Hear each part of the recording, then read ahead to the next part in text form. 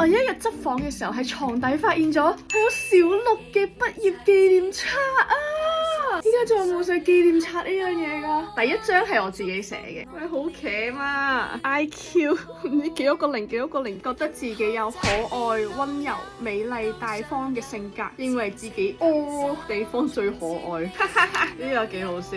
10年後的我會是超級巨星，我嘅未來夢想是有晒 K-Lolo 嘅嘢。現在最想講嘅嘢是，我好中意 K-Lolo，我最喜歡的藝人是 Twins 同埋飛輪海。哇，救命啦！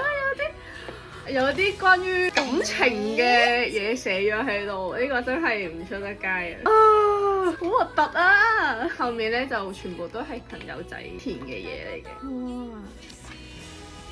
我本身應該係已經唔係好記得晒名同埋個樣嘅，但我而家點翻個名呢，佢個樣係浮現翻喺我個腦海入面。好多同學仔嘅偶像都係寫 Twins，Twins 真係我哋嘅童年。我好慶幸我有 keep 好呢部嘢，感受到回憶嘅珍貴。